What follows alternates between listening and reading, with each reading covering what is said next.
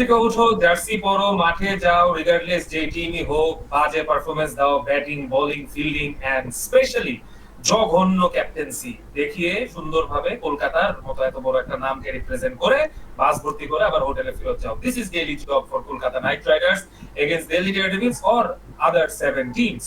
দুইটা ম্যাচ জয়ী হয়েছে, কিন্তু কন্টিনিউয়াসলি তাদের বাজে ফর্ম বোঝাই যাচ্ছে 7, 8, 6 যে কোনো একটা নাম্বার তারা নিয়ে আইপিএল সিজন শেষ করবে। ওএমজি ক্রিকেট শোতে সবাইকে স্বাগতম। অসাধারণ একটা ব্যাটিং পারফরম্যান্স বাই পৃথ্বী শ এবং শেখর ধাওয়ানকে দেখিয়ে আমরা একটা ম্যাচ শেষ করেছি এবং আরেকটা ম্যাচ ওদিকেও মুম্বাই ইন্ডিয়ান্স রাজস্থান রয়্যালসকে আরেকটা তলানির টেবিলের টিমকে হারিয়ে সুন্দরভাবে ওয়াক ইট পার্ট শেষ করে আজকের দিনের পোস্ট ম্যাচ অ্যানালাইসিসে সবাইকে স্বাগতম। 2 দিন আমরা গ্যাপ নিয়েছি, সমস্যা নেই, তবে আবার ব্যাক করে ফেলেছি, রেগুলার হয়ে যাব। আমাদের সাথে আছে শোয়েব সর্ব, আরিফ নূর আব্দুর এবং সাজিদ ইমতিয়াজ শারি। গাইস শুরু করে দাও, আমার কাছে নতুন কিছু বলার নেই কলকাতা ব্যাপারে, বাট ইয়েস পৃথ্বী শ নিয়ে আমরা একটু পরে আলাপ করবো। Kolkata, let's go. সর্ব ভাই থেকে শুরু করি। হ্যাঁ, শুরু করা যায়, অনেক সুন্দরভাবে শুরু করা যায়। পৃথ্বী শ যেভাবে খেলেছে এটা আসলে দেখার মতো। এখানে আপনি হন, এক ওভারে 6টা 4 মেরেছে, মানে এটা দেখার পর আর কি থাকে একটা মানে দলের, যে যে দল আসলে 150-এর উপরে রান করেছে এরকম একটা পিচে, সেখানে প্রথম ওভারে যদি 6টা 4 খেয়ে যায় তাহলে আসলে মরাল ডাউন থাকে। তারপর আপনার টিমে যেই থাকুক না কোনো, প্যাট কামিন্স, অ্যান্ডার রাসেল, ব্রেট লির মতো বা আরো যারা বোলার আছে সবাইকে নিয়ে আসলে আমার মনে হয় না মোরাল আপনি হাই করে আপনি তাদেরকে টেনে আবার পারফরমেন্সে ব্যাক করাতে পারবেন। এটার একটা মানে খুব মানে এক্সট্রা অর্ডিনারি পারফরমেন্স লাগতো সেখান থেকে ব্যাক করার জন্য, যেটা আসলে হবে না কখনোই। আপনার হয়তো 10 বারের মধ্যে একবার হয়তো এরকম হতে পারে, বাট যেটা হবার সেটাই হয়েছে। এখন কেকেআর এর আসলে তো প্রবলেম বোলিং এ না, সেটা তো অনেক আগে থেকেই বলা হচ্ছে। তাদের প্রবলেমটা হচ্ছে ব্যাটিং অর্ডারে এবং তাদের যে ব্যাটাররা যারা খেলে তাদের সিলেকশন হচ্ছে তাদের মেইন প্রবলেম। আপনি যদি দেখেন টপ থ্রিতে কোনো প্লেয়ারই ইন্ডিয়া টিমের প্লেয়ার না, এটা আগেও বলেছি হয়তো, যে টি-20তে একজনও খেলে না টপ থ্রি কেউ। শুভমান গিল শুধুমাত্র টেস্টে খেলেছে আর ওয়ানডেতে ডাক পেয়েছে, বেশ কয়েকবার খেলেছে, বা টি-20তে সে এখনো ডেবিউ করতে পারেনি। তো এই কারণে দেখেন আপনি, আগে কিন্তু আমরা দেখতাম 105 রানের একটা পার্টনারশিপ করেছিল ক্রিস নেস্টার, মানে সেই টপ অর্ডার দেখেন আর আজকের বা এখনকার টপ অর্ডার দেখেন, আকাশ পাতাল তফাৎ। অ্যাটলিস্ট তারা আগে কোয়ালিফাই করতো, নাম্বার 4-এ থাকতো বা 3-এ থাকতো, এখন তো তার ধারের কাছেও যেতে পারছে না। 2 বছর ধরে 5-এ আছে, এই বছর হয়তো 8-এ বা 7-এ থাকবে। তো এখন দেখেন এই ব্যাটিং অর্ডার নিয়ে যদি আপনি দিনের পর দিন খেলিয়ে যান, ম্যাককালাম এটা কি আমি জানি না, এটা আসলে তাদের ইগোতে নিয়ে তারা কাজটা করছে কিনা, যে না এই স্ট্র্যাটেজি নিয়েই খেলবো এবং এটাই পারফর্ম করবে, এটা আমরা দেখিয়ে দিব, এইটা কি তারা চাচ্ছে কিনা যে মানুষকে ভুল প্রমাণ করতে। তাহলে তারা মানে নিজের গর্ত নিজেই করছে, কারণ এখানে তো কেউ বেনিফিট হচ্ছে না আপনি যদি একের পর এক সেম মিস্টেক করেই যান প্রত্যেক ম্যাচে। আর মানে আপনি দেখেন এখানে ত্রিপাঠীও যদি আপনার আজকে যেটা খেলেছে, 17 বলে 19 রান করেছে। ধরলাম আপনার টপ অর্ডার ভালো মতো খেলতে পারে নাই, বা আপনার একটা সলিডিটি চান, নারায়ণকে ইউজ করতে চাচ্ছেন না এই কারণে যে আপনার টপ অর্ডার একটা সলিডিটি দরকার, তাহলে নাম্বার 3 এসে কেন ব্লাইন্ডার খেলে না প্রতিদিন এসে? আজকে তাহলে 17 রানের 19 রানের ইনিংস এর মানে কি? তাহলে তো তার জায়গায় মর্গান খেলতে পারে, তাই না? এখন মর্গান, ডিকে, রাসেল হচ্ছে আপনার ইঞ্জিন। এই ইঞ্জিন আপনি যত লেটে স্টার্ট করবেন তত আপনার দলের জন্য ক্ষতি। তো যদি আপনি ত্রিপাঠীকে সেভাবে ইউজ করতে চান, সে তো আর কোনো মানে ইন্টারন্যাশনাল ব্যাটসম্যান না, বিরাট কোহলির মতো কেউ না যে সে অ্যাঙ্কার ইনিংস প্লে করবে। আপনার অ্যাঙ্কার ইনিংস প্লে করার জন্য অলরেডি শুভমান গিলকে আপনি রেখে দিয়েছেন। সে যেহেতু ওই ইনিংসটা প্লে করছে, আপনার উচিত তাহলে সেখানে আরেকজন হার্ড হিটার ব্যাটসম্যানকে সেন্ড করা, যে মানে মানে গেট গো থেকে আপনার শর্ট করতে থাকবে। তো সেখানে আপনার ত্রিপাঠী জাস্ট লাফালাফি করে দেখে আপনার মনে হয় যে খুব ভালো, হয়তো খুব বিজি ক্রিকেটার, বাট দিন শেষে দেখা যায় 110, 120 স্ট্রাইক রেট নিয়ে এসে সাজঘরে ফিরে যায়। তো আসলে এইভাবে তো হয় না। এটা আপনি কাকে ফাঁকি দিচ্ছেন এটা দিয়ে আমি আই ডোন্ট নো, বাট আপনার টিম সিলেকশন নিয়ে যথেষ্ট মানে কোশ্চেন রয়েছে। আপনার যেখানে একটা ব্যাটসম্যান রয়েছে শেলডন জ্যাকসন নামের, যে আপনার এই যে পৃথ্বী শ আজকে যে খেললো, সে তো খেলে এসেছে ডোমেস্টিকে পারফর্ম করেই, সেও কিন্তু গত বছর ড্রপ হয়ে গেছিল। তো শেলডন জ্যাকসন ও পৃথ্বী শর মতো কিন্তু ডোমেস্টিকে সেঞ্চুরি করে এসেছে, আপনার বিজয় হাজারেতে করেছে, সৈয়দ মুস্তাক আলীতে করেছে। সো তার মতো একটা ব্যাটসম্যানকে আপনি, ইনফর্ম ব্যাটসম্যানকে বসিয়ে রাখছেন ডাগ আউটে, একটা চান্স দেন। হ্যাঁ, সবাই তো ফেল করছে, তাকেও একটা সুযোগ দেন ফেল করার। তো আপনি এইভাবে যদি চলতে থাকে, আদারওয়াইজ তো মানে আপনার জন্য মানে কি বলে, লজ্জা ছাড়া তো এই টিম আর কিছু এনে দিবে না আসলে। আরিফ, তোমার মতামত কি কলকাতার ব্যাপারে? যে ক্যাপ্টেন্সির ব্যাপারে আমি তোমার কাছে আসতে চাই। ইয়ন মর্গানকে নিয়ে অনেক কথাবার্তা হচ্ছে, সে ব্যাটসম্যানের দিক দিয়ে পারফরমেন্স দেখাতে তো পারছে না। একটা ম্যাচ দেখিয়েছে, ওটা একদম ইজি ম্যাচ ছিল, ওটা কোনো কিছু বলার অপেক্ষা রাখে না। আদার দেন দ্যাট 7টা ম্যাচের ভিতরে 6টা ম্যাচই হরেবল পারফরম্যান্স ইন ব্যাটিং আর কিছুটা questionable in captaincy of bowling spell choice and fielding fixing. So এই ব্যাপারে তুমি যদি এই পার্টিকুলার ব্যাপারটা একটু যদি হ্যাঁ দেখেন, আসলে অনেক সুন্দর একটা কোয়েশ্চেন। ক্যাপ্টেন্সি নিয়ে সবাই আমরা দেখছিলাম যে মর্গানের ক্যাপ্টেন্সিটা not up to the mark অন্যান্য ক্যাপ্টেন্সিদের তুলনায়। আজকে যা হলো তা হচ্ছে একদম আসলে দেখেন, আজকে আমরা দিল্লির কাছে একটা জিনিস দেখছি, আপনার টপ অর্ডার যদি হিট করে যায় এভাবে হচ্ছে রানটা আসে, টপ অর্ডার থেকে রানটা। আপনার টপ অর্ডার যদি রান না করে আসলে না টেল এন্ডার বা মিডল অর্ডারে আসে না, তো আহামরি বড় একটা স্কোর দিতেই পারেন, এটা স্বাভাবিক বিষয়। আচ্ছা ঠিক আছে, আপনার বোর্ডে টার্গেট কম, আপনি 150 করছে, 150 এগুলো আমরা দেখেছি, এগুলো ডিফেন্ড করা যায়, কিন্তু আপনাদের you have to be smart. সেই জায়গার মধ্যে মর্গান কি করছে যে সামথিং মানে আনঅর্থোডক্স কিছু চেষ্টা করছে, যেগুলো হচ্ছে আসলে কাজে আসতেছে না। আপনি আপনার পাওয়ার প্লেটা এমন একটা ব্যাপার থাকে যে আপনার নিউ বল আপনার বেস্ট বোলার দিয়ে ইউজ করবেন ওই জায়গায়। সেই জায়গায় আপনি শিবম মাবি হ্যাঁ কিছু পারফর্ম করেছে, সেই সময় যখন পারফর্ম করেছে সেটা ডিফারেন্ট একটা পিচ ছিল।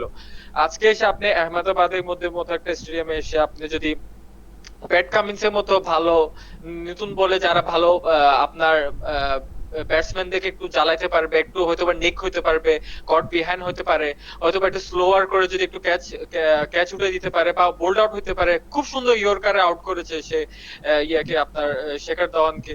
তো এইসব বলগুলো আপনার বেস্ট বোলার দেখে যদি আপনি যদি পাওয়ার প্লেতে ইউজ না করেন, আপনি কখনোই উইকেট পাবেন না এবং ভালো কোনো দিন আসবে না। সেই জায়গায় শিবম মাবি কি করছিল, রিজার্ভ বল করে যাচ্ছিল এবং পৃথ্বী শো ওখান থেকে কনফিডেন্টটা পেয়ে গেছে। তো একটা ব্যাটসম্যান যদি প্রথম দিক দিয়ে যদি কনফিডেন্ট পেয়ে যায়, তার কাছে যে কোনো বলই দেন না কেন সে হিট করবে, একদম ভালো ভালো হিট করবে এবং ভালো ভালো শট খেলে কিন্তু তার কাছ থেকে রানগুলো আসবে।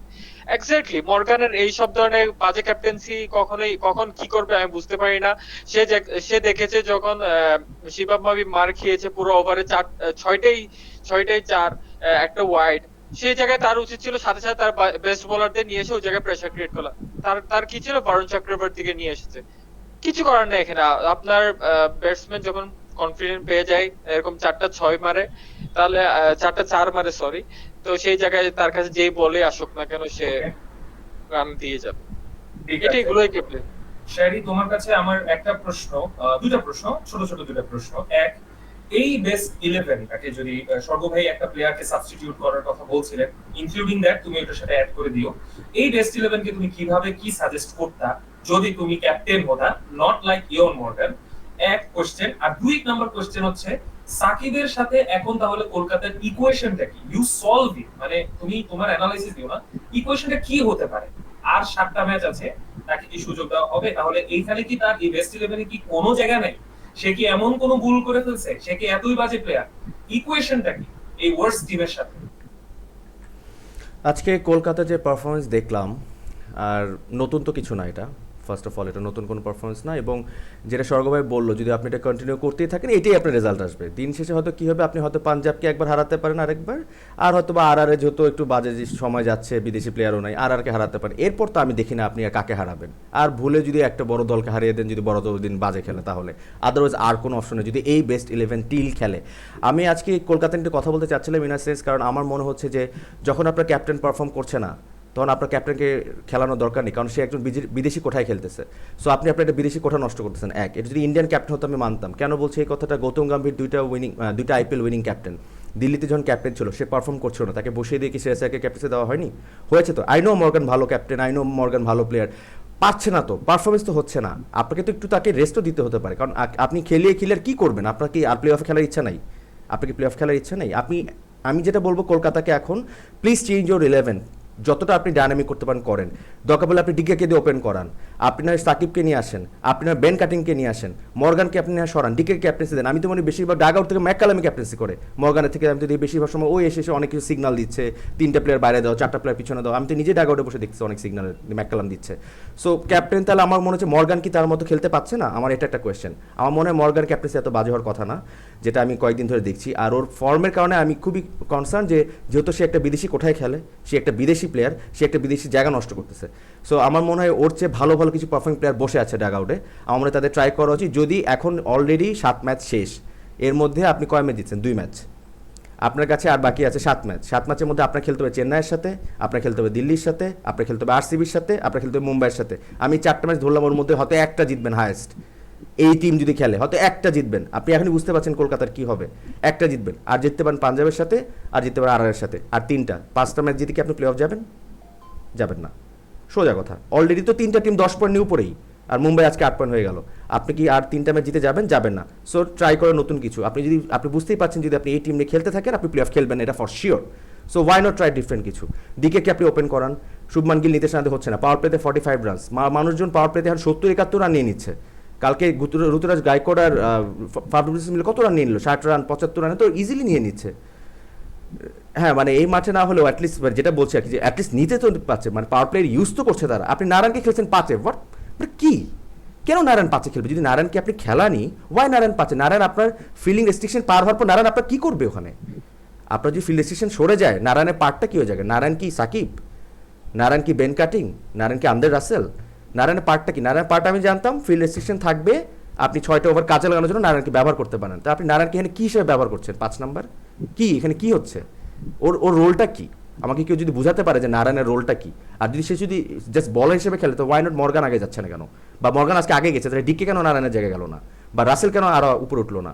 আপনার রাসেল ভালো ফর্ম আছে, ওকে ইউটিলাইজ করছে না কেন? Try something new. কি হচ্ছে এটা? 155 রান করতেছেন, যেখানে দিল্লি দেখালো যে এখানে ব্যাট করো তো বাচ্চারাও ব্যাট করতে পারবে। দিল্লি যেভাবে ব্যাটিং করে গেল, যে 155 রান, ও মাই গড! আমি তো ভাবছি মনে হয় 10 ওভারে খেলা শেষ করে দেবে দিল্লি, যেভাবে শুরু করছে দিল্লি খেলা। আপনার বোলিং, আমি যেটা আরিফ বললো আমি ওর সাথে একমত। আপনার 155 রান, আপনি জানেন এটা ব্যাটিং উইকেট ছিল, আপনি জানেন আপনি রান করতে পারেননি, জাস্ট বিকজ আপনাদের ব্যাটিং দুর্বলতার কারণে আপনারা রান করতে পারেননি। সেই ক্ষেত্রে আপনার বেস্ট বলার, উইকেট টেকার বলার কারা? আপনার উইকেট টেকার বলার প্যাট কামিন্স, আপনার উইকেট টেকার বলার হচ্ছে ভারুণ চক্রবর্তী, আর নারায়ণ আমি ধরলাম। শিবন মাভি একটা ম্যাচ ভালো করেছে, দ্যাটস ফাইন, বাট সে কি আপনার উইকেট টেকার বলার? প্রসিদ্ধ কৃষ্ণকে উইকেট টেকার বলার? আপনি পাওয়ার প্লেতে ওদের 2 ওভার কীভাবে দেন? আপনি কেন প্যাট কামিন্সকে দিয়ে বল শুরু করেননি? আপনি নিউ বলে কেন? আপনার বোর্ডে আছে 155, আমি যদি ভাবতাম বোর্ডে আছে আপনার 230, 215, তাহলে বুঝতাম যে প্যাট কামিন্সকে আমি লাস্টে রাখবো, মেক সেন্স করে। আমি একটু পরে করাবো, আমি হয়তো মাঝখানে খেলাটা স্কুইজ করবো। আপনি কিভাবে আপফ্রন্টে আপনি আপনাদের ইনএক্সপিরিয়েন্স বোলারগুলোকে ছেড়ে দিচ্ছেন? যেখানে দিল্লির সাথে আপনি খেলতেছেন, আপনি বুঝতে আপনার অপোনেন্ট কারা খেলতেছে আপনার সাথে? দিল্লি খেলতেছে, তারা তাদের অপোনেন্টকে উড়াই দিচ্ছে কয়েকদিন ধরে। একটা ম্যাচ শুধু ঋষভ পান্ডে 1 রানের জন্য পারেনি, ওটাও তো গেছিল হাত থেকে। দিল্লি তো ওটাও জিতে যেত অলমোস্ট। সো তারা একটা ভালো ব্যাটিং ফর্মে, ভালো একটা টিম যাদের ইন্টেনশন আছে আইপিএল জেতার। ওরা প্লে অফের জন্য খেলতেছে না, ওরা 1 আর 2 এর জন্য খেলতেছে, 1-2 পজিশনে নেওয়ার জন্য খেলছে, ওরা টপ 4 এর জন্য খেলতেছে না। ওরা যাচ্ছে টপ 2 কীভাবে যাবো আমরা, আইপিএল কীভাবে জিতবো আমরা। আর কেকেআর কি করছে? অলরেডি আপনার 3টা পজিশন কিন্তু নাই। আপনি সিএসকে আরসিবি, আমার মনে হচ্ছে মোরলেস ওরা কনফার্ম, সিএসকে আরসিবি দিল্লি আমার মনে হচ্ছে কনফার্ম, কারণ 10 পয়েন্ট হয়ে গেছে। আর হয়তো ম্যাক্সিমাম কত লাগবে, 3টা ম্যাচ জিততে হবে, বা 4টা ম্যাচ জিতলেও তো হয়, 3টা ম্যাচ জিতলেই হয়তো হয়ে যাবে। সো সেক্ষেত্রে আপনার একটা পজিশন খালি আছে, যেটার জন্য আপনার আর খেলবে, যেটার জন্য মুম্বাই ইন্ডিয়ান্স খেলবে, যেটার জন্য আপনার পাঞ্জাব খেলবে, আপনি নিজে কলকাতা, আর হায়দ্রাবাদ হয়তো বা এবার ভালো একটা ফর্মে নেই। মানে এটা কি? একটা কাজ করেন, বেটার আপনি আপনার টিমটাই চেঞ্জ করেন, আপনি দরকার পড়লে ওপেনিং প্লেয়ার চেঞ্জ করেন, এক্সপিরিয়েন্স প্লেয়ারদের শুরু করেন, দেখেন না কি হয়। আপনি আর এই টিমে পারবেন না প্লে অফ খেলতে।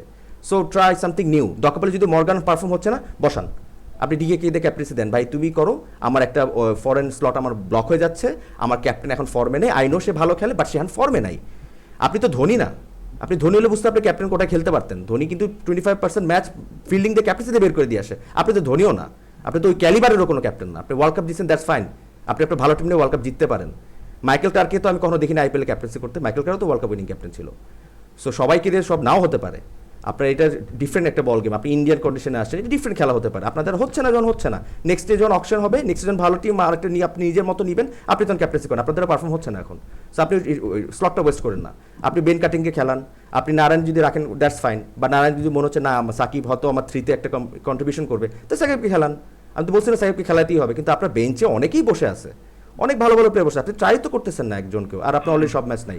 আসলে আমি কলকাতার আজকে খুব ফ্রাস্ট্রেটেড, কারণ এই ধরনের ম্যাচ দেখতেও ভালো লাগে না।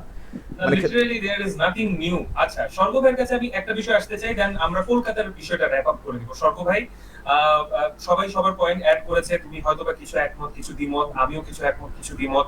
তবে একটা জিনিস আমি বলছিলাম গতকালকের ম্যাচে, যেখানে ডেভিড ওয়ার্নার আইপিএল এর ইতিহাসে 50টা হাফ সেঞ্চুরি করা ব্যাটসম্যান, যে কিনা গতকালকে 50 করেছে, এবং সে প্রেস কনফারেন্সে এসে, পোস্ট ম্যাচ প্রেস কনফারেন্সে এসে দায়িত্ব নিয়েছে যে এই ম্যাচে হারার জন্য আমি দায়ী। এরকম কখনো দেখা যায় না একটা ক্যাপ্টেন 50 করার পরও এরকম বলে, জাস্ট বিকজ সে 50 বলে করেছে দেখে। সেই জায়গায় যদি কম্পেয়ারিং টু ইয়ন মর্গেন, যেখানে ডেভিড ওয়ার্নারকে চেঞ্জ করার কথা এক্সপার্ট অ্যানালাইসিস যারা করছে সারা ওয়ার্ল্ডে, তারা বলছে যে কেইন উইলিয়ামসনকে মানে ক্যাপ্টেন্সি দাও, ডেভিড ওয়ার্নারকে ফ্রিলি খেলতে বলো, কিংবা একটা অর্ডার চেঞ্জ করো। সেই জায়গায় ইয়ন মর্গানের পারফরম্যান্স, মানে অন্যান্য ক্যাপ্টেনদের পারফরম্যান্স, তুমি কি বলবো শুধু ইয়ন মর্গানের ব্যাপারে একটু যদি বলো? আসলে আমি ডিফারেন্ট পয়েন্ট অফ ভিউ থেকে দেখি। এখন এখানে কোনোভাবেই আমি এই মিড সিজনে আমি ক্যাপ্টেন জাজ করতে দিব না। আপনার যে সে যতই পারফর্ম করুক, দরকার হলে গোল্ডেন টাকে সে আউট হয়ে যাক পরে সবগুলো ম্যাচ, তারপরও সেই ক্যাপ্টেন থাকবে আমার। কারণ এটা এক্ষেত্রে আপনার ফ্র্যাঞ্চাইজির ক্রিকেট থেকে একটা ব্যাড একটা ভাইব চলে যায়। এই টিম, এই ফ্র্যাঞ্চাইজি এর আগেও আপনার ক্যাপ্টেন্সি নিয়ে ব্লান্ডার করেছে সেই বহুত আগে। 2008-9 সালে দাদাকে বের করে দিয়ে, তারপরে ম্যাককালামকে, পন্টিংকে দিয়ে বহুত কিছু করেছে। এইসব আসলে এই যে একটা ওরা এখন একটা ইমেজে দাঁড় করাতে পেরেছে যে আমরা প্লেয়ার গুলোকে ব্যাক করি, সেটা আপনার সেই ভাইবটা চলে যাবে যদি এই কাজটা করা হয়। তো আমি মনে করি এটা এখন করে কোনো লাভ নেই। আপনার রাদার দেন আপনি এখন জাস্ট গেম বাই গেম দেখেন আপনি কি করতে পারেন। আর ইয়ন মর্গানকে আসলে এটা খুব যে ফর্মে নেই, সে কেন ফর্মে নেই বা কেন কি হচ্ছে, এটা রিজনটাও আসলে দেখা উচিত। আপনার তিনটা ব্যাটসম্যান 10, 11, 12 ওভার পর্যন্ত টেস্ট আর ওডিআই মিলিয়ে একটা কিছু খেলে দিয়ে যাচ্ছে, তারপর আপনার মিডল অর্ডার এসে প্রত্যেকদিন রেস্কিউ করতে হবে, এটা আসলে হয় না। হ্যাঁ, তো আপনার এখানে আপনার মর্গান এসে তো কুইক রান করতে যাবে, আর কুইক রান করতে গেলে আপনার একদিন লাগবে, একদিন লাগবে না, এটা স্বাভাবিক। তো 7টা ম্যাচের মধ্যে হয়তো সে আনফরচুনেটলি একদিন রান আউট হয়েছে, একদিন চলেছে, আর 2-3 দিন সে চলতে পারেনি। তো এটা আসতেই পারে। হিস্টোরিক্যালি তার ফর্মও খুব ভালো না আইপিএল অনুযায়ী। আইপিএল এ যদি ঘেটে দেখেন মর্গানের ফর্ম ভালো না, তো তাকেও এরকম একটা সুযোগ দিতে হবে। গত বছর সে মিড সিজন থেকে ক্যাপ্টেন্সি পেয়েছে, এই বছর তার পুরো সিজন ক্যাপ্টেন্সি করার একটা অপশন রয়েছে। নেক্সট সিজনে যদি সে এরকম করে বা যদি তাকে রিটেইন করা হয়, দেন আপনি একটা চয়েস নিতে পারেন যে পরবর্তী সিজনে আমরা তাকে রাখতে পারবো না। বাট বা আপনার এখন যদি মিড সিজনে আপনি ক্যাপ্টেন চেঞ্জ করেন, এই দলের আর কিছু থাকে না, আপনার খেলার দরকার নেই, আপনি দল নিয়ে চলে যান, এটা ডিক্লেয়ার করে। এটা এখন আসলে ক্যাপ্টেনকে দোষ দিয়ে লাভ নেই। আপনার ক্যাপ্টেন যেভাবেই খেলবে তার ক্যালিবার দেখি ক্যাপ্টেন করা হয়েছে। আপনার আশেপাশের প্লেয়াররা কি করছে এটা দেখা উচিত, এটার কোশ্চেন করা উচিত। আর ক্যাপ্টেন কেন তার নিজের ডিসিশন নিতে পারছে না, ডাকআউট থেকে কেন 5-4 এরকম সিগন্যাল দেওয়া হচ্ছে, আই ডোন্ট নো। সে তো আর ঘাস খেয়ে ক্যাপ্টেন হয়নি বা ইংল্যান্ডের মতো জায়গা থেকে ক্যাপ্টেন্সি করেনি। তো এইখানে আমি আমি বুঝতে পারছি না আসলে যে কেন এগুলো করা হচ্ছে। ম্যাককালাম কি আসলে সে নিজে কোচ মানে হিসাবে দল চালাচ্ছে না আর কাউকে দিতে দিচ্ছে না ডিসিশন, এটাও একটা দেখার বিষয়। বাট অল ইন অল আমি বলতে গেলে এটা আসলে বলা যায় শুধুমাত্র যে ক্যাপ্টেন দোষী, এখানে আই ডোন্ট সি দ্যাট। আমার এখানে মনে হচ্ছে যে তাদের যে আরো প্লেয়ার গুলো রয়েছে, এইসব প্লেয়ার নিয়ে মানে কথা বলতে গেলে অনেক কিছু বলা যায়। আমার মনে হচ্ছে এখানে দোষটা সেখানেই আসলে, মানে আপনার এই 11 এর মধ্যে দেখাতে 7-8টা প্লেয়ারই আপনার আপনি নিবেন না, আপনার টিমে হলে আপনি নিতেন।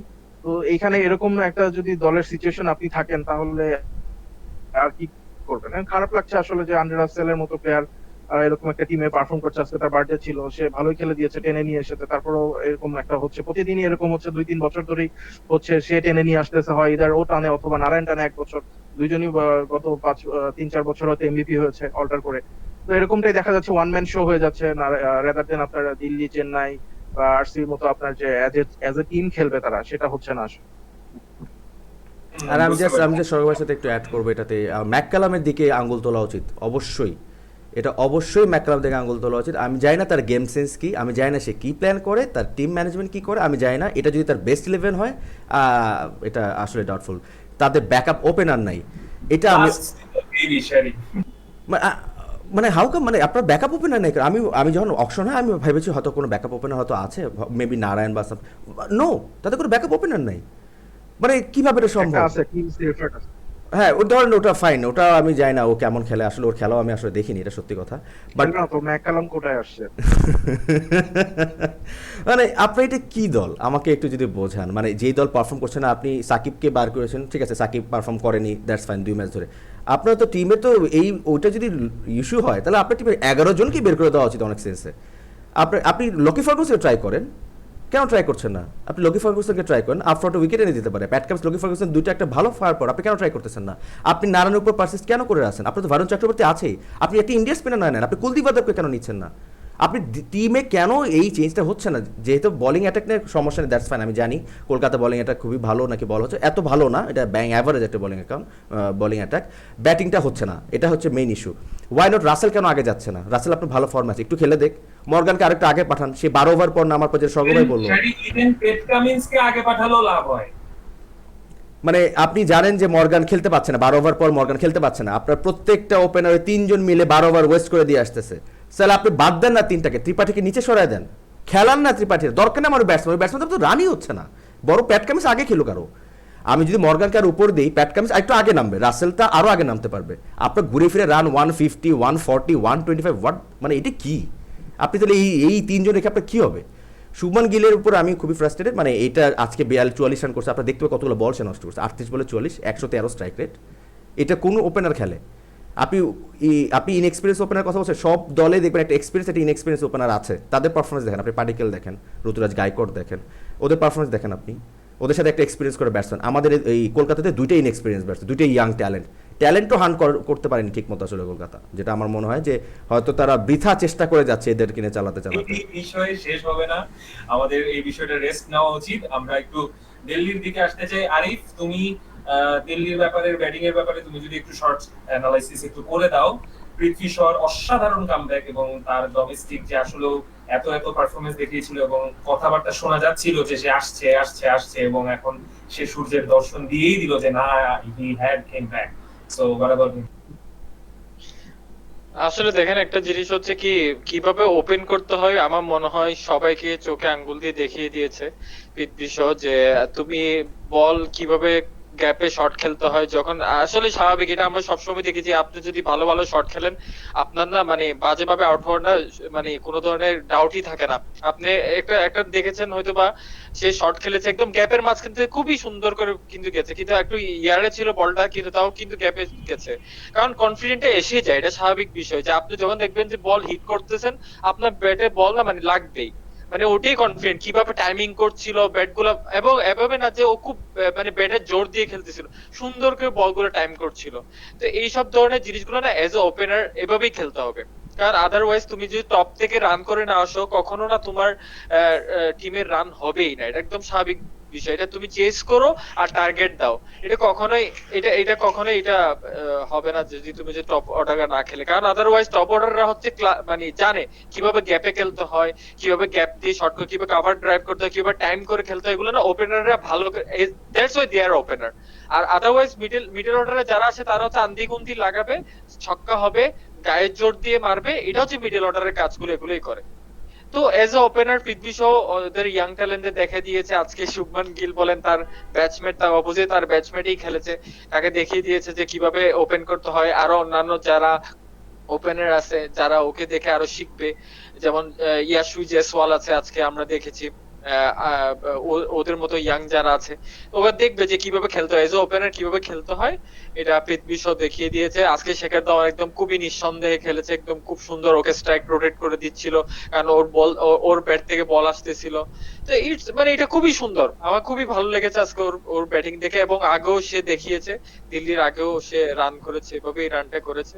এজ এ ওপেনার আমার অসাধারণ লেগেছে তার ব্যাটিং। ওকে, ওকে, সর্ব ভাই, আপনার কাছে আসতে চাই। আপনি হচ্ছেন, সাপোজ আপনি হচ্ছেন ইন্ডিয়ান ক্রিকেট টিমের ক্যাপ্টেন, টি20 ওয়ার্ল্ড কাপ সামনে, আপনি নিজে ওপেনিং হিসাবে নামবেন, এবং আপনার সাথে কে নামবে, মানে এইভাবে যদি দরজা নক করতে থাকে Prithvi Shaw, Shikhar Dhawan, and then national টিমে যারা আছে অলরেডি, মানে it's very hard to choose the team.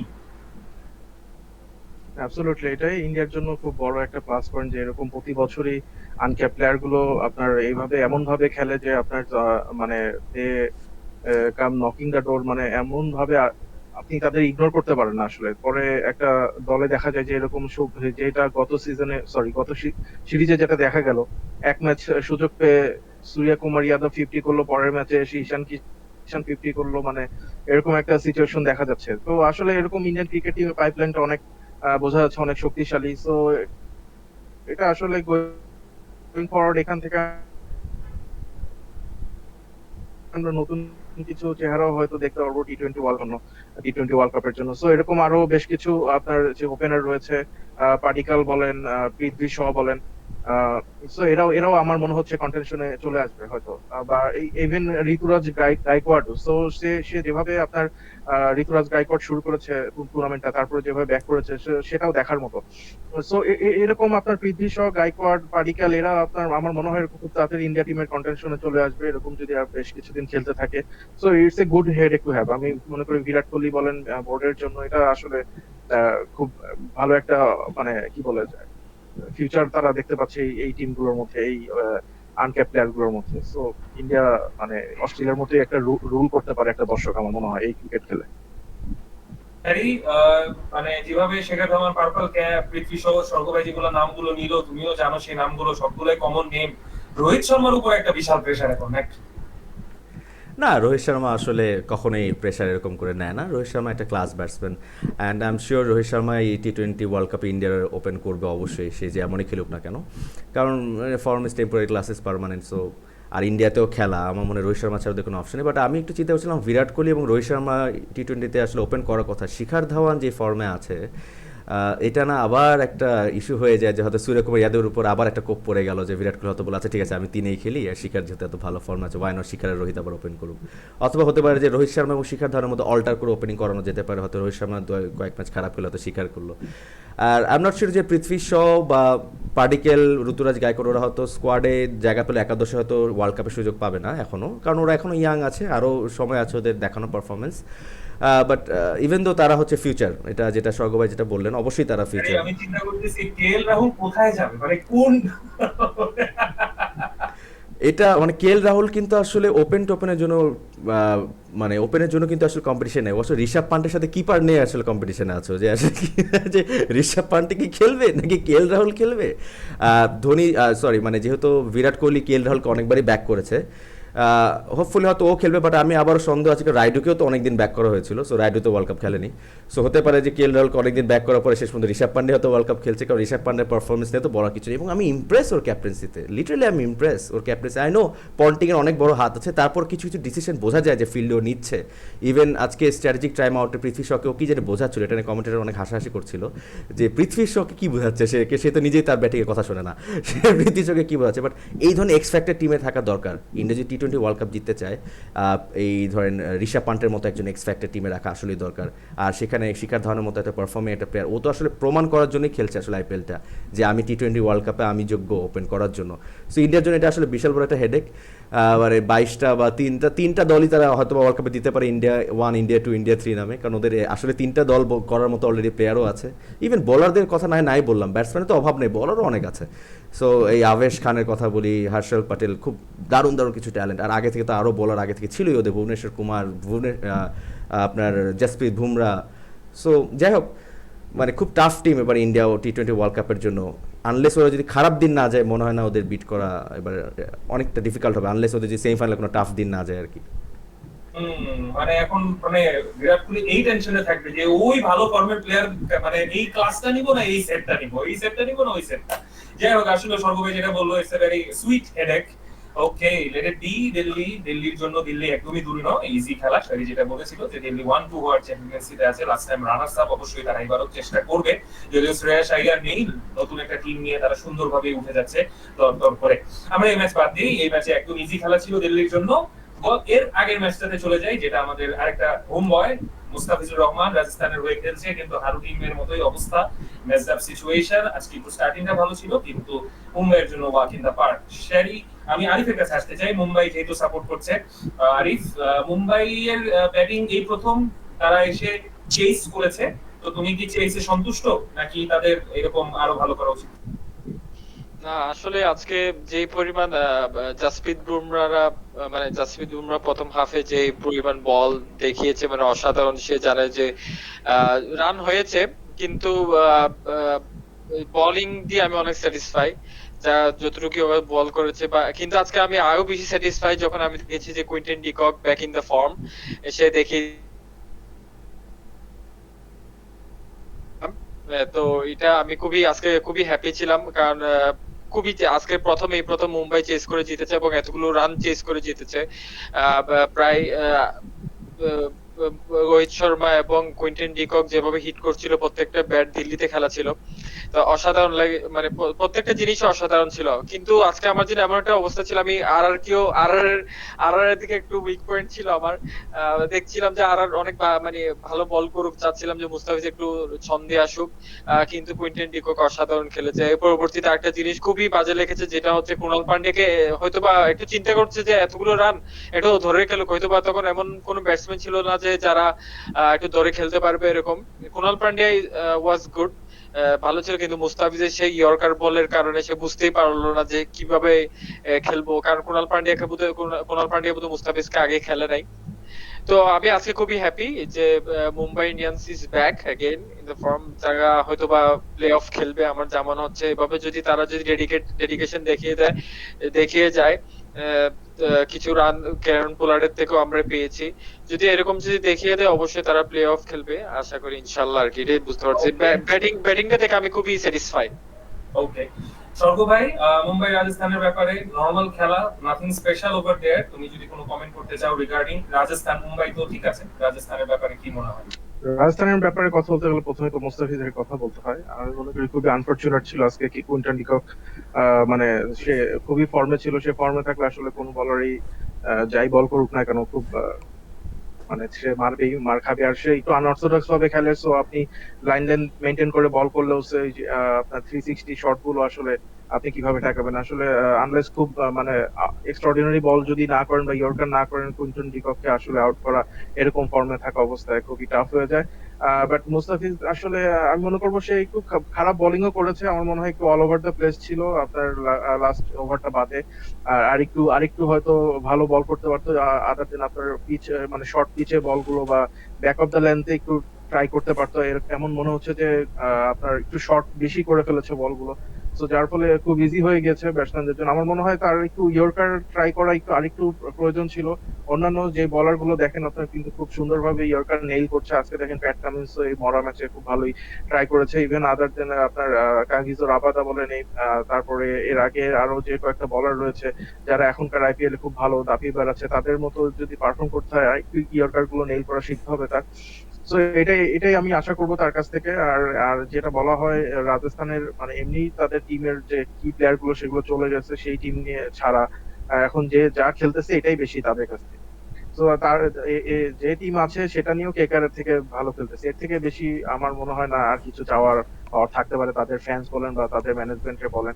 তো আমি মনে করি তারা তাদের সামর্থ্য মতোই খেলে যাচ্ছে। হয়তো সরি আজকে হয়তো আপনার একটু একটু রান কম হয়ে গেছে, 20-30টা রান ব্যাটিং পিচটা ব্যাটিং পিচ ছিল, বাট তাদের দেখেন আপনার মিডল অর্ডারের ব্যাটসম্যান কারা, শিবম দুবে, রিয়ান পারাগ, তো এদের কাছ থেকে মানে আরেকটু সেন্সিবিলিটি আশা করবেন কিভাবে, তারাও ইনএক্সপিরিয়েন্স প্লেয়ার। সো এরকম এই ইনএক্সপিরিয়েন্সটা আর কি ভোগাচ্ছে রাজস্থান রয়্যালস কে। যদি একটু উপর থেকে ধরে খেলতে পারতো একজন, বা সঞ্জু স্যামসন যদি আরেকটু অ্যাগ্রেসিভ খেলতে পারতো, আর বেশি সময় থাকতো, তাহলে হয়তো তাদের রানগুলো হয়ে যেত। আহ এই এটা ছাড়া আসলে তাদের বোলিং ডিপার্টমেন্টও আমি বলবো যে একটু র পেসের একটু অভাব। আপনার সবাই যে সাকারিয়া বলেন, উনাদকাত, মুস্তাফিজ সবাই আপনার back of the hand slot delivery দিয়ে কাজ করে। সো আপনার একজন র পেসার তো লাগবেই একটা টিমে। ক্রিস মরিসও আপনার সেরকম পেসার না।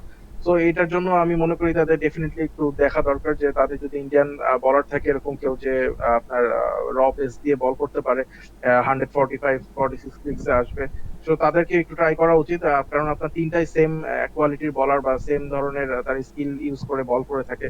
তো এটাই আমি গোয়িং ফরওয়ার্ড তারা যদি মানে তারাও এক কন্টেনশনে যদি আসতে চায়, তাহলে এটাই আমি মনে করি তাদের ইমপ্রুভমেন্টের জায়গা আসবে। Okay, Shari, if you want to add something regarding আমার কাছে তেমন স্পেশাল কোনো কোশ্চেন নাই about this match, if you want to add something. Sorry, add করা আছে যে মুম্বাইয়ের আজকে জেতাটা খুব দরকার ছিল, কারণ ওদের কয়েকটা ম্যাচে আসলে ওদের উপর একটা কিছু কোয়েশ্চেন এসে পড়েছিল, আসলে ওভার কনফিডেন্স হয়ে যাচ্ছে কি না, কেন এরকম পারফরমেন্স হচ্ছে। আসলে মুম্বাইকে আজকে দেখানোর দরকার ছিল যে কেন আমরা চ্যাম্পিয়ন, আর এটা খুব ভালো একটা স্কোপও পেয়েছে, কারণ রাজস্থানের অবস্থা খুব একটা ভালো নাই সিচুয়েশনে।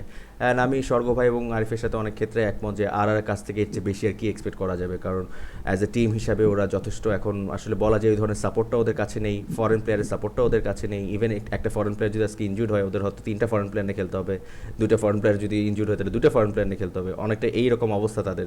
সো সেক্ষেত্রে এর চেয়ে বেশি কিছু আশা করা যায় না। অবশ্যই রান কম হয়েছে, কারণ গত ম্যাচেই দেখিয়ে দিয়েছে যখন মানে হায়দ্রাবাদ ব্যাট করেছে এই রকমই স্কোর ছিল, বাট এটা চেন্নাইয়ের কাছে খুব ইজি ছিল ম্যাচটা। সেই বোঝা যাচ্ছে আজকেও সেম পিচেই খেলা হয়েছে, সেম মাঠেই খেলা হয়েছে, সো আলটিমেটলি এই রানটা খুব এনাফ থাকবে না। মুস্তাফিজের জন্য আসলে কি বলবো, আসলে ব্যাটিং উইকেটে যতটুকু ট্রাই করেছে দ্যাটস ফাইন, এখন নাই তো ওদের কাছে তো বোলার নাই, এমন মুস্তাফিজের সাথে যে পাশে সাপোর্ট দেওয়ার মতোও বোলার খুব একটা ছিল না। ক্রিস মরিস 2 ওভার ভালো করেছে, লাস্টের দিকে এসে খেলা বের করে দিয়ে গেছে, তাও একটা মোটামুটি আমি ভেবেছিলাম যে লাস্টে একটু টাইট হতেও পারে, আনলেস যদিও মুম্বাইন্ডার্সের অনেক ফায়ার পাওয়ার পিছনে ছিল, হার্দিক পান্ডিয়া, কারণ পোলারটা তখন ছিল। বাট যখন মুস্তাফিজ ক্রুনাল পান্ডিয়ার উইকেটটা নিল, ক্রিস মরিস যদি একটা টাইট ওভার করে দিতে পারতো 6 রানের, হয়তো বা ম্যাচে কিছু একটা দেখে মানে আরেকটু ইন্টারেস্টিং হয়তো খেলাটা লাস্ট ওভার পর্যন্ত যেত, হয়তো লাস্ট বল পর্যন্ত যেত। সো যাই হোক, যতটুকু খেলেছে রাজস্থান আমি হ্যাপি। যেটা স্বর্গভাই বললো কলকাতার চেয়ে তো ভালো, এবং এটা কলকাতার অবশ্য দেখা উচিত, রাজস্থানের খেলাগুলো দেখা উচিত যে প্লেয়ার না থাকলেও কীভাবে খেলা যায়। আর আরেকটা জিনিস মাথায় রাখতে হবে, যখনই ইনএক্সপিরিয়েন্স কিছু বাঞ্চ একটা লাইন আপে থাকবে, কিছু ইস্যুস হয়তো ক্রিয়েট হয়ে যায়। ফর এক্সাম্পল কলকাতার জন্য প্রথম 3টা, রাজস্থানের জন্য মাঝখানে 3টা, হায়দ্রাবাদের জন্য শেষের 3টা, সবার এরকম কিছু ইস্যুস ছিল আর কি। যখনই যেখানে ইনএক্সপিরিয়েন্স কিছু পাঞ্চ থাকে ওখানে আসলে ক্লিক হয় না, তো ওটার জন্য ম্যাচ অনেক জায়গাতে দূরে চলে যায়। সো যাই হোক, সবাই তো ওটা শর্ট করে ফেলেছে। হায়দ্রাবাদ এখন কেনলোসকে এনেছে, হয়তো বা ওটাও শর্ট করা ট্রাই করবে এখন, যেহেতু আপনার মানিশ পান্ডেকেও এনে ফেলেছে ওখানে। সো হয়তো বা ওটা শর্ট করা ট্রাই করবে, আই ডোন্ট নো কে আর কী করবে। আর রাজস্থানের জন্য আমি বলবো যে আমরা সবাই রাজস্থানের সাথে আছি, আমরা সাপোর্টার হিসেবে রাজস্থানের সাথে আছি। রাজস্থান যাদের সাথেই খেলবে অ্যাপার্ট ফ্রম সিএসকে, আমি রাজস্থানকে সাপোর্ট করে যাবো, কারণ এই টিমের জন্য আমার যথেষ্ট সিম্প্যাথি আছে। সো এক তো মুস্তাফিজ আছে, প্লাস হচ্ছে এই টিমটা অনেকটা ভঙ্গুর টিম। সো এই টিমকে আসলে আমাদের সবাইকে, যেরকম হন্ডুরাস খেলেছিল ওয়ার্ল্ড কাপ, হন্ডুরাসের জন্য সবাই সাপোর্ট করেছে, এরকম রাজস্থানের জন্য আমরা আইপিএলে সাপোর্ট করে যাবো। Yes, আমাদের হোম বয় সে 14টা ম্যাচ খেললো 2016 পরে, এই প্রথম 14টা ম্যাচ, এবং সে ভালো পারফর্ম করছে। এমন না যে অটো স্লট, অটো চয়েস হয়ে গিয়েছে তার কাছে। তার ক্যাপ্টেন এসে দেখলাম না, তাকে এখন হারিয়ে অটো চয়েসই, দিচ্ছে। এখন অটো এখন চয়েসই। অটো চয়েস না, এখন তো সে ভালো পারফর্ম করছে। ওকে, সমস্যা নাই, লেটস র‍্যাপ টুডে। আজকের মতো 2টা ম্যাচ এখানেই শেষ করি, বাট আগামী কালকে সুন্দর একটা খেলা আছে, হতে পারে কিছু উল্টাপাল্টা Player of আবার the হতে match. পারে। প্লেয়ার অফ দ্য ম্যাচ আমরা, হ্যাঁ, এই বিষয়টা আমরা একটু এসে পড়ি। স্বর্গ ভাই, তোমার কাছে 2টা ম্যাচের প্লেয়ার অফ দ্য ম্যাচ তো অবশ্যই জানতে চাইবো। OMG player of the match and moment of the match. হ্যাঁ, আমার কাছে প্রথমটা মানে শুরু করি। প্রথম ম্যাচে আমার মোমেন্টটা অবশ্যই মুস্তাফিজ যেটা উইকেট নিয়েছে কুনাল পান্ডিয়ার, সেই উইকেটটা খুব দেখতে সুন্দর লেগেছে। ইয়র্কার লেন্থের বল ছিল, খুব সুন্দরভাবে বল করেছে। তো সেই মোমেন্টটা দেখতে আসলে ভালোই ছিল। এটা আসলে মরা ম্যাচ, তো ওইখানে আর অন্য কোনো মোমেন্ট আমার কাছে এরকম দেখা পড়েনি। বাট আমার যদি বলেন যে ইনিংস বা প্লেয়ার অফ দ্য ম্যাচ ওখান থেকে বের করতে, অবশ্যই কুইন্টন ডি কক যে 70 রানের একটা ইনিংস খেলেছে, এটা অসাধারণ ছিল তার জন্য। কারণ সেও কিন্তু খুব বড় একটা প্রেসারে ছিল, ক্রিস লিন কিন্তু তার উপর নিঃশ্বাস ফেলছিল তার ঘাড়ে, কারণ সেও অলরেডি পারফর্ম করতে পারছিল না, ইন্টারন্যাশনাল প্লেয়ার হিসেবে একটা কোটায় এসে খেলছে। সো এটার জন্য আমি মনে করি খুব ভালো একটা পারফর্ম করেছে কুইন্টন ডি কক সেই ম্যাচে। আর কেকেআর ভার্সেস দিল্লির ম্যাচে আমার মনে হয় যে পৃথ্বী শ ছাড়া এই ম্যাচে আর কিছুই থাকতে পারে না। সেই ওই ওভারটা 6টা 4 মারাও মোমেন্ট, আর প্লেয়ার সে নিজেই ওএমজি প্লেয়ার। শারিন, আমাদের আরিফ তো হয়তো একটু হালকা গোলযোগ, তুমি যদি একটু বলে দিতে চাও তোমার কাছে 2টা ম্যাচের প্লেয়ার অফ দ্য ম্যাচ এবং OMG moment of the match. 2টা ম্যাচ মিলে player of the match Prithvi Shaw, 2 match মিলিয়ে। আমার কাছে যখন 2টা ম্যাচ দেখলাম, প্লেয়ার অফ দ্য ম্যাচ হচ্ছে পৃথ্বী শ, আজকে 2 ম্যাচের জন্য। কারণ ওই যে প্রথম ওভারের 6টা 4, আর শটগুলো দেখতে হবে, কোনো কিছু মিস ইট না, শটগুলো দেখতে হবে। 6টা 4-এর শটগুলো সে কি ছিল, কনফিডেন্টের সাথে পারফেক্ট শট, এবং ব্যাটার বলে যে সাউন্ড, মানে এটা আসলে ভালো লাগে।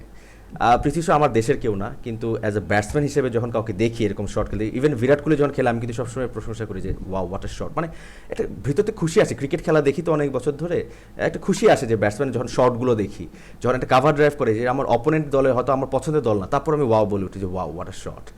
বাট আজকে পৃথ্বী শর প্রথম ওভারটা, আর মোমেন্ট যদি বলি, একটা মোমেন্ট, একটু ফানি মোমেন্ট ছিল, ভালো লেগেছে যে ডিকে যখন শিখর ধাওয়ানকে স্ট্যাম্পিং করে, তারপর যখন একটু ফানি মোমেন্টে বলছে যে আগাও কি একই ব্যাটসম্যান তো তারা আসলে, আর ডিকে ফান করছে, ঠিক আছে, দেখো শিখর ধাওয়ান কেমন খেলো, ওটাও দেখা উচিত ওর।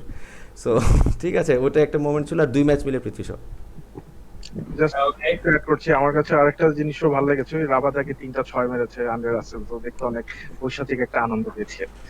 এটাই একটু বলার ছিল যে হারা ম্যাচ থেকে এটাই আর কি আনন্দ। বার্থডে বয় একটু ভালোই লেগেছে। So please carry. এটা রাবারের গিফট ছিল স্বর্গ ভাই, আন্ড্রে রাসেল মারেনি, এটা রাবারের গিফট ছিল, আন্ড্রে রাসেল মারেনি, রাবারের সেটাই গিফট দিয়েছে। সেটাই হোক, দেখতে ভালো লাগছে আর কি। হ্যাঁ, রাবাদাকে এখন যে কিছুদিন আগে এসে, আমি প্লেয়ার নামটাও ভুলে গেছি, এরকম বা প্লেয়ার এসে প্রায় সুপার ওভার পর্যন্ত নিয়ে চলে গিয়েছিল। আচ্ছা, যাই হোক, সেদিকে আমরা কেন উইলিয়ামসন, সুচিত না না, সুচিত এন্ড কেন উইলিয়ামসন। সুচিত। আচ্ছা আরিফ, তোমার কাছে এই 2টা ম্যাচের কুইন্টন ডি কক তো হয়তো বা ইজি চয়েস এন্ড পৃথ্বী শ। হ্যাঁ, অবশ্যই তুমি কারেক্ট বলেছো। আমি আজকে 2টা ম্যাচে আজকে টুডেস ওপেনার্স ডে, আমি বলতে চাই কুইন্টন ডি কক এবং পৃথ্বী শ আমার 2টা ম্যাচের জন্য আজকে। ওকে, তুমি আমাকে আবার অ্যাডই করে দাও যে আগামীকালকে পাঞ্জাব বনাম রয়্যাল চ্যালেঞ্জার ব্যাঙ্গালোরের খেলা। সো শ্যারি কি কোনো জিন্স দিয়ে দিল নাকি আবার পাঞ্জাবকে জয়ী করে শ্যারিকে সুযোগ দেওয়ার আগে? আমি জাস্ট একটা কথা বলবো আরিফের জন্য, সেটা হচ্ছে কালকে আমি কেন এরকম করলাম, জাস্ট রিজন হচ্ছে আমি চিনবো কিভাবে কে কোনটা, আমাকে ভালো করে দেখতে হবে কালকে খেলা। মুম্বাই আর দিল্লির ভিতরে ডিস্টিংগুইশ করো আগে। হ্যাঁ এটাও ঠিক।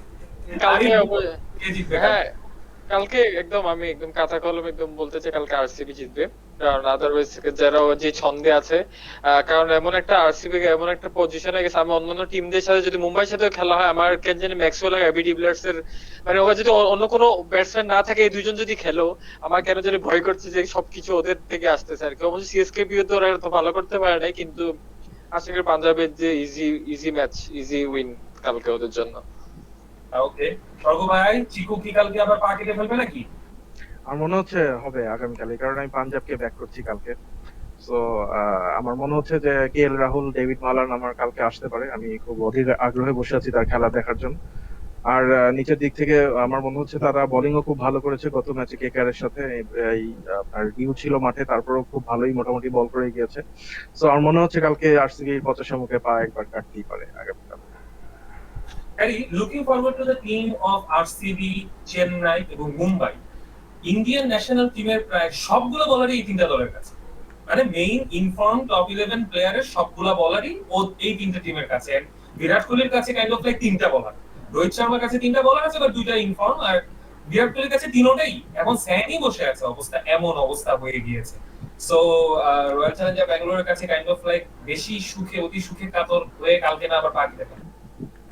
না, কালকে যে টিমের জার্সি লাল তারাই জিতবে। এখন লাল জার্সি পরিহিত টিমই কালকে জিতবে, এটা আমি কনফার্ম লিখে দিচ্ছি। এটা তুমি বাজিও লাগাতে পারো, যাদের জার্সি লাল তারাই জিতবে। জাস্ট আচ্ছা, জোকস অ্যাপার্ট, আমি কালকে আরসিবিকে আগিয়ে রাখবো ইন আ সেন্স তারা লাস্ট ম্যাচটা মানে ওরা এখন পর্যন্ত আমার মনে হয় সব পজিশনে ওদের ম্যাচ জিতা হয়ে গেছে। একটা এবিডি জিতিয়েছিল খুব ক্রুশাল মোমেন্টে, একটা অলরেডি 1 রানের ডিফারেন্স ওরা জিতে গেছে। মনে সব ধরনের ফ্লেভার তাদের টেস্ট করার শেষ আইপিএলে এই 6 ম্যাচে আমার মনে হয়। সো ওরা অবশ্যই এগিয়ে থাকবে। পাঞ্জাবের ক্ষেত্রে যেটা সর্গ ভাই বললো, হ্যাঁ যে এটা তো আইপিএল, এটা বলা যায় না, 50 আমাকে পা কাটতেই পারে, কারণ এটা আসলে আইপিএল, এটা বলার কিছু নেই। সো যদি পাঞ্জাব একটা দিন আরসিবি খারাপ যেতেও পারে, বাট লজিক্যালি চিন্তা করলে মনে হয় না আরসিবি খারাপ খেলার কথা, কারণ সবাই ভালো ফর্মে আছে, বলাররাও ভালো ফর্মে আছে। সো আমার মনে হচ্ছে আমি কালকে আরসিবিকে আগিয়ে রাখবো, বাট পাঞ্জাব জিতলে আমি অবাক হবো না। বাট আরসিবি লজিক্যালি আরসিবি জেতা উচিত কালকে। আমারও মনে হয় পাঞ্জাব না হয় আরসিবি ইজি জেতার কথা, কারণ দিল্লিকে তারা হারিয়ে এসেছে কনফিডেন্সের সাথে, 1 রানে হোক আর 10 রানে হারিয়েছে। 2 points, that is the most important thing. So আজকের মতো আমরা guys let's wrap it out. আমাদের মনে হয় না আর কোনো কিছু আমরা বাকি রেখেছি। We left everything on our show. আমাদের শো লাইক করুন, শেয়ার করুন বেশি করে ফেসবুক এবং YouTube page OMG cricket show. Sherry, Arif, Swarga ভাই এবং আমি জানসির আজকের মতো বিদায় নিচ্ছি। আগামী কালকে পোস্ট ম্যাচ অ্যানালাইসিসে সবাই সাথেই থাকুন। Good night. Take care.